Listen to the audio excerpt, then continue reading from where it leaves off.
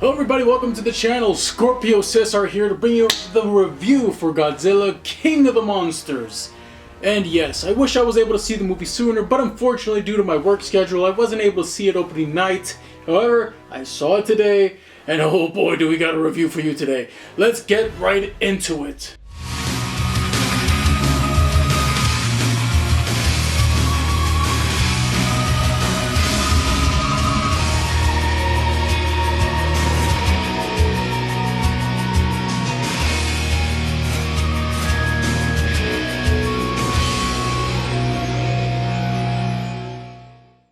I got a script here that I wrote out for the movie, just giving me bullet points and everything. It was such an intense experience, so if you see me looking to the side, I'll try to edit it out, but alright, so first off, I want to give my hats off to Michael Dougherty. Holy crap, boy, you smug son of a bitch, did you deliver on this sequel. Wow! Not only did this movie meet my expectations in many ways, it surpassed them in other aspects, and I will get to that. So with that, let's start off first with the human characters, because I think that's the thing that people are least interested in when it comes to these type of movies, at least in my honest opinion. Yeah, I do like me a good human story thrown into my kaiju flicks, but let's get to the bread and butter here. What we wanted to see were the monsters, these guys in action, and that's what this review is mainly going to focus on. So Kyle Chandler, the father in this movie, who I liked him in Peter Jackson's King Kong as that brash actor.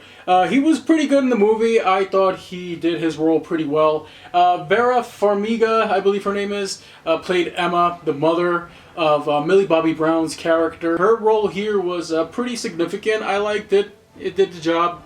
It was pretty good. Zhang Zi was in this movie, and damn, she's still fine as. But regardless, I did like her connection to Mothra, and kind of like the Easter egg they threw in there where she's showing off her family tree and her past, where they're all kind of like twins, you know? A little subtle nod there.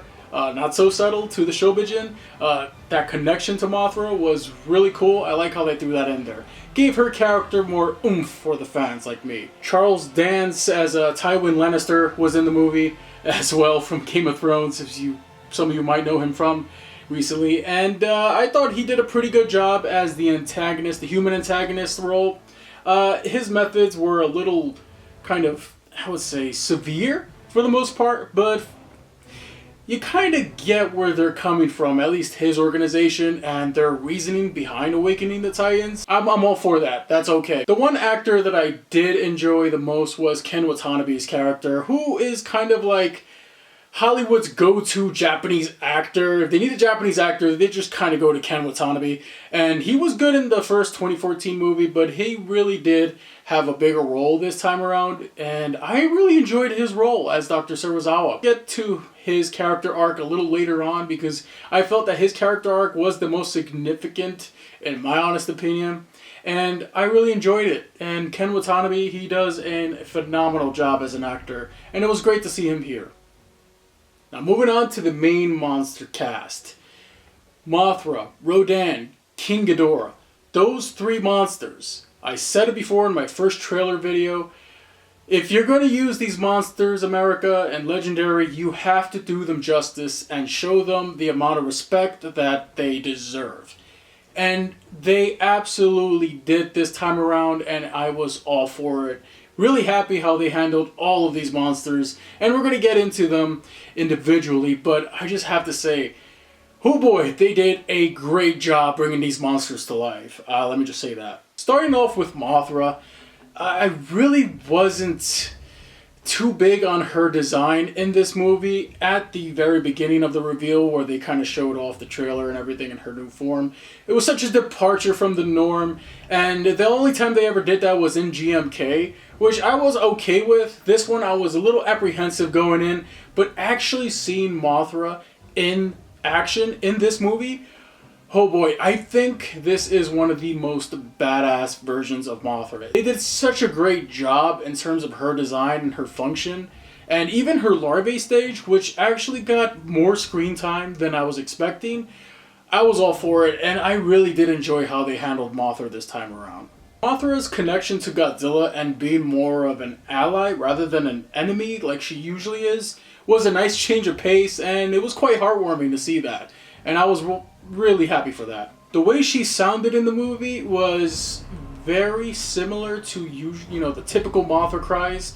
I really liked what they did here with Mothra. She did sound pretty majestic, and she was absolutely beautiful in the movie. And before I get further with the Mothra, let me just give my hats off to Bear McCreary, who did a phenomenal job with the soundtrack in this movie.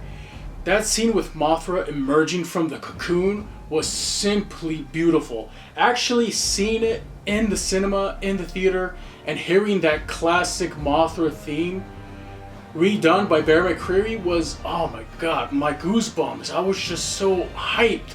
I was so into it. It made me want to cry. I got so emotional during that scene.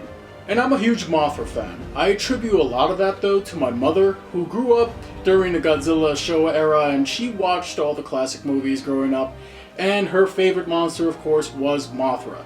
So the fact that I was able to bring my mother along to the theater with my fiance and watch it together with the two of them, it was such a great feeling to actually have my mother there and see that rendition of Mothra in the theater and see her reaction to it. It was quite awesome. I loved it. And moving on to Godzilla, who I thought was handled really well in this flick. Oh my goodness. The underwater scenes, which I feel, personally, that there's not enough underwater Godzilla scenes. The fact that he was here flexing on the humans, showing off and kind of intimidating them into submission was a wonderful scene. Now, I wasn't a big fan of his 2014 design.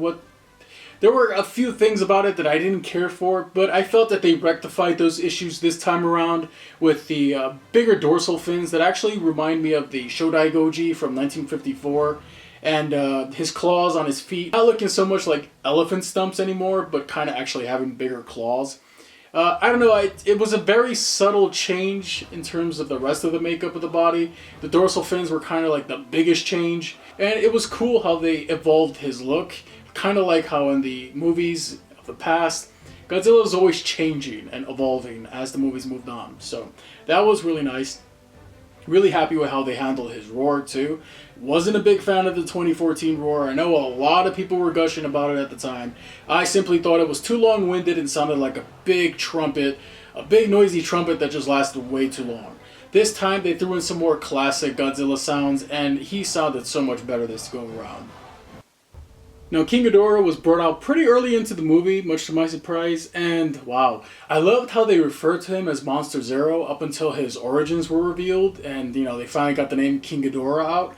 That was pretty sweet. I must admit, I love that Monster Zero name. That's such a badass. It was cool how their origins behind King Ghidorah was that he wasn't originally from Earth, he was actually from space, an invader attacking Earth in the past, and that's good for a lot of people because some people are going into this movie blind. This is their first exposure to Mothra, Rodan, and King Ghidorah. And to actually have that backstory in there, that's pretty faithful to the original source material, was a nice touch, and I'm glad that they did that. I love how they treated King Ghidorah here. He was just like an absolute terror.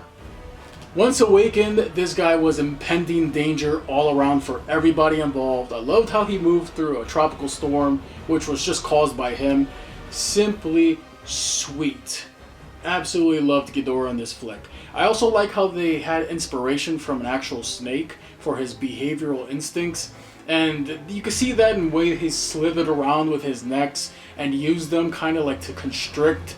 And his heads were actually pretty interesting in the movie because his left head was kind of a rogue, kind of did his own thing, and was easily distracted. What I liked about that was that the middle head kind of had to keep him in check and was just like, hey, yo, focus, you know what I mean? While the right head was just kind of like a follower to the middle head, which was great and all. I loved how he rattled his tail as well, kind of like a snake. Beautiful inspiration there. I loved what they did with King Ghidorah. I do wish that his roar was more kind of like the classic cackle or even the Heisei roar, but you know what, the roar that they did use for this movie was pretty damn good, and his theme was pretty badass. They really did nail the scale for King Ghidorah in this movie, and the first battle in the Arctic with Godzilla by the Monarch base was really awesome. So great to see these two titans actually finally get to face off in the legendary universe, and it was a great back and forth fight up until King Ghidorah got the upper hand. And what I liked about it was that King Ghidorah kind of bounced, which is a typical King Ghidorah kind of thing, to just live to fight another day and just move on until, he gets a little stronger later on. So we wouldn't see these two battle off until the beginning of the second act of the movie, but I thought it was great. Great early fight, and you can actually see what was going on this time. I was really looking forward to seeing Rodan in action, and this movie did not disappoint when it came to Rodan. I know a lot of people feel that this Rodan was, what they call him, angry boy during the, hype phase for the movie. I get it, he's kind of an angry bird, but Rodan in this movie looked simply stunning. I must say, this has to be my favorite design for Rodan thus far. He completely destroys the Heisei look and, the Final Wars look. I really did love him. I like how they mixed the pterodactyl look with more of an eagle kind of bird of prey look. He looked amazing, and he was simply stunning. A force to be reckoned with in the air. The whole battle with the jets in the sky was great. Absolutely great. I loved how he just took those fighters out with such precision and cold calculating maneuvers. So much speed. One of the standout scenes for Rodan was when he ate that poor pilot who decided to eject out of the seat. No.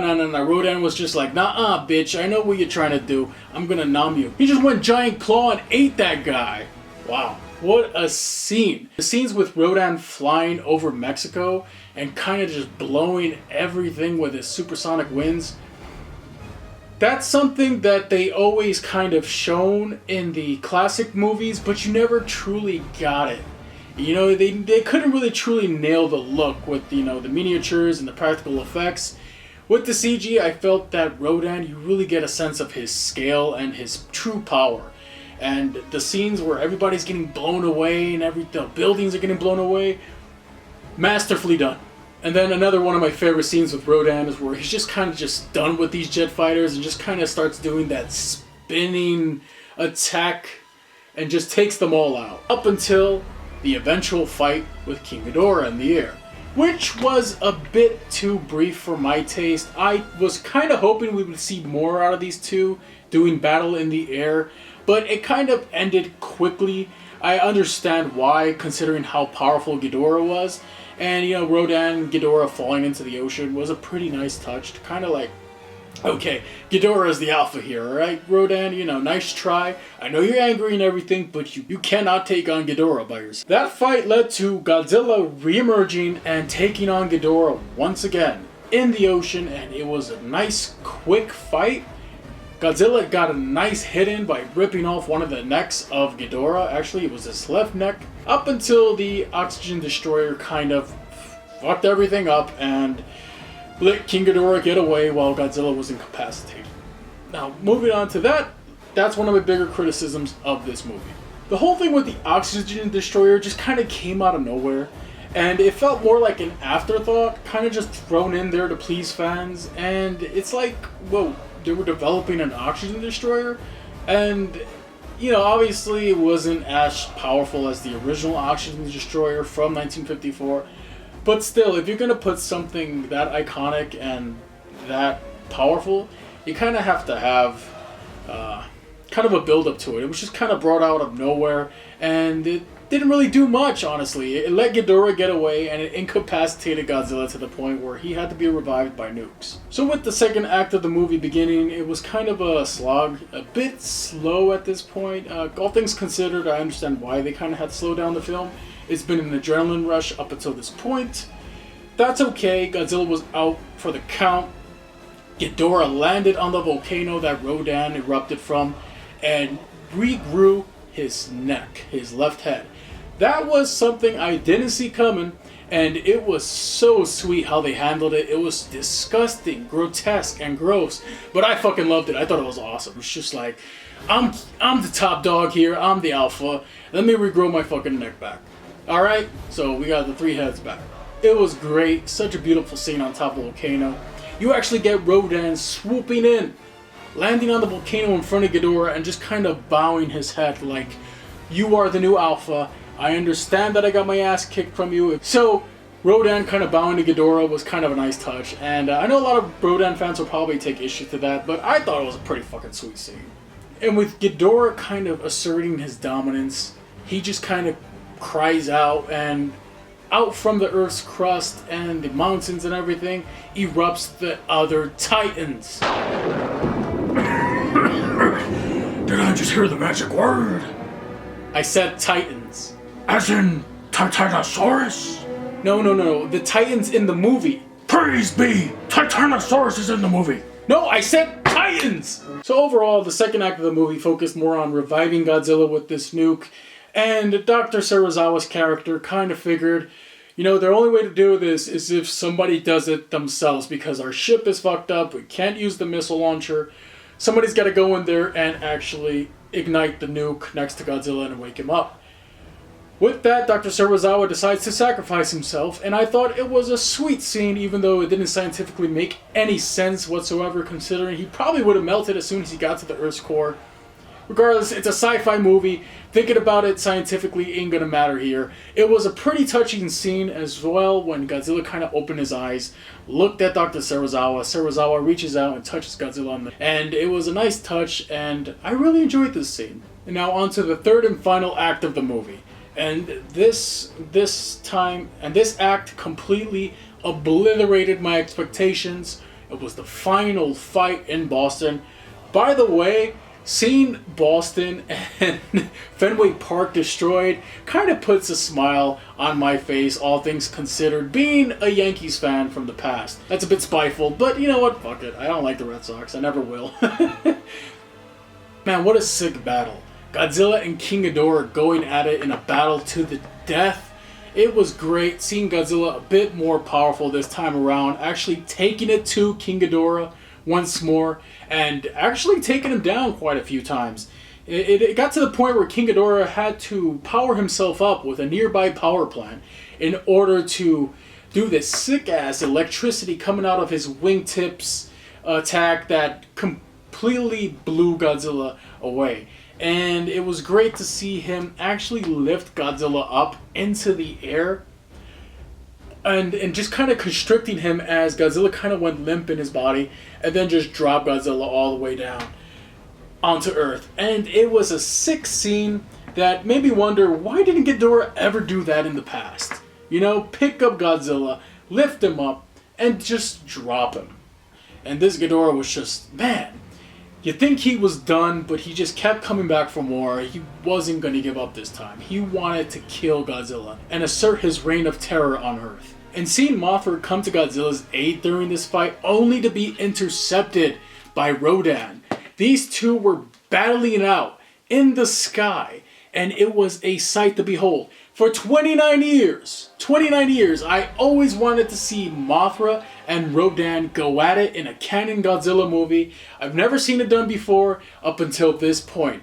Finally got that 29-year-old itch scratched by Michael Dougherty and this Godzilla King of the Monsters flick. Thank you very much. We finally got to see Rodan take Mothra on. And what a fight it was. Vicious. Absolutely vicious. Mothra stabbing Rodan. You actually see Rodan get the upper hand, smash Mothra up against the building, start trying to peck at her and finish her off. Mothra kept dodging, and then when she thinks Rodan's about to nail the final blow on Mothra, Mothra's like, no, fuck you, Rodan, fuck your couch, I'm gonna stab you in the back. She stabs him with her stinger, which I didn't know she had up until that point, at the abdomen area, and you know, I kind of see it here now, the fact that he actually falls off, and it's just kind of like, oh, I'm done.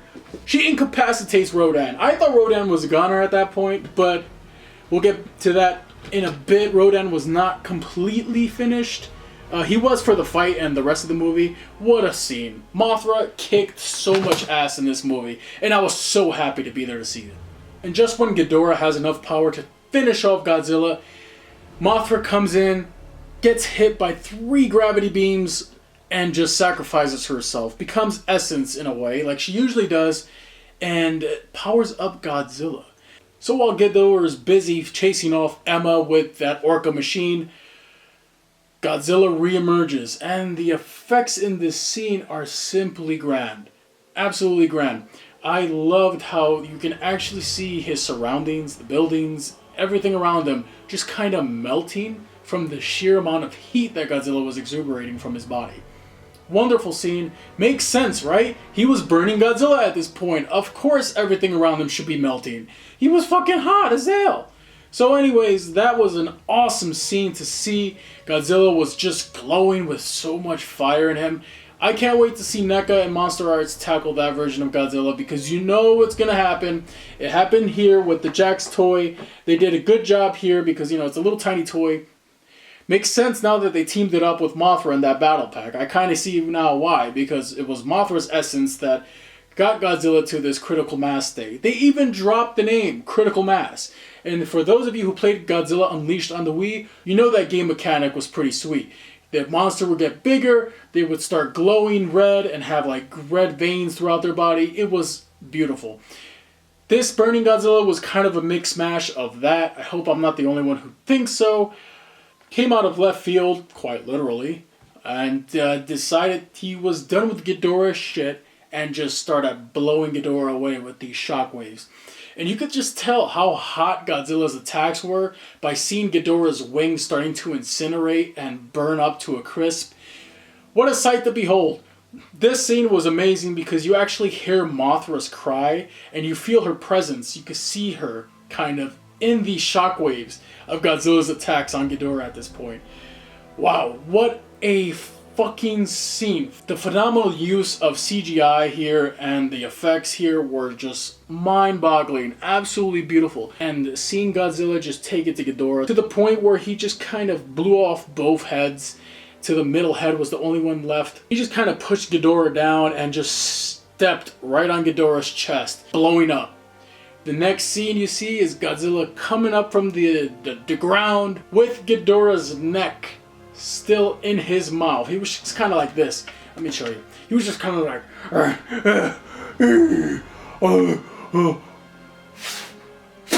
Just fucking blew Ghidorah's head right through his mouth. What a scene that was. Absolutely grotesque and disgusting, but it was pretty satisfying at the same time. This Godzilla, when he does his finishing blows, this motherfucker's like a fucking Mortal Kombat character. Because that right there was a fatality if I ever saw one. And then the final scene where all the Titans are just kind of converging on Godzilla's position. Even Rodan shows up and it's just kind of like lands in front of Godzilla. Godzilla's just kind of looking down at him. Ghidorah's dead at this point. Godzilla just kind of looking down at him like, Mothra, relax. Ghidorah's just, Godzilla's just looking down at him and he's just like, yo, and what? And what? Rodan's just like, you are alpha now. I am not as angry anymore. I bow to you. Wonderful scene. All the other Titans were there as well that were in the movie and they all bowed down to Godzilla. Wonderful scene. Masterfully done. It was actually spoiled on Instagram. Thank you, Louis Duran, for posting that concept art that one time. All is forgiven. It was wonderful to see in the movie, and it looked great. What a scene. All those Titans just bowing down to Godzilla, the king of the monsters. That's where the credits start rolling, and man, what a movie that was. Little teases here and there in the credits and the newspaper articles show that it looks like there's going to be another Mothra in the near future coming out. And that's great news because I love the way they handled Mothra here. Really did. Rodan is still alive, and the rest of the Titans are as well. Godzilla's keeping them all in check. And of course, what is a king to a god? King Kong is being teased as well here. And a lot of Titan activity showing up on Skull Island, which is, it's going to happen next year. Of course Godzilla's going to win. I mean, come on. You think a freaking monkey's got a chance against this bad boy? No way, Jose. If I wasn't a fan of Godzilla 2014, 2019's King of the Monsters blew me away. I left the movie feeling full and satisfied, as if my fiance just made me a big-ass dinner of eggplant parmesan. I was that satisfied and that full. I got what I wanted out of this movie, and then some. Bravo. I only wish I was able to see this opening night. What a movie. Go see this movie now. If you are a fan or even interested in Godzilla in the slightest, go out, go see it now. This movie is wonderful. Absolutely wonderfully done. I cannot thank Michael Dougherty enough. Doug Birdie, you are a smug bastard for a reason. You gave us what we wanted, and I couldn't be happier. Thank you for doing it. I just hope, moving forward, that they use Michael Dougherty for the sequels, because if they don't, it's going to be hard for any other director to match what this guy has done for this movie and this fandom. I actually managed to get the NECA Mothra at a local GameStop right after the movie theater, so be expecting a review on this real soon. So yeah, man, what a movie. What a movie. I cannot... Before I end this video, the after credits scene. Stay for after the credits. There's a quick scene where Tywin Lannister just shows up and there's a severed Ghidorah head still out there. Which makes me wonder, are we going to get Legendary's take on Mecha King Ghidorah? Because if they do that, I'm all for that. Anyways, guys, I hope you enjoyed this review and found it informative and entertaining. If you did, hit that like button. Share the video with some of your friends, and don't forget to subscribe. If you are subscribed, hit the little bell icon on the channel so you're up to date on any future video uploads, including my upcoming review for the NECA Mothra. Alright, thanks for watching, everybody. Don't forget, connect everything, collect everything. Ciao.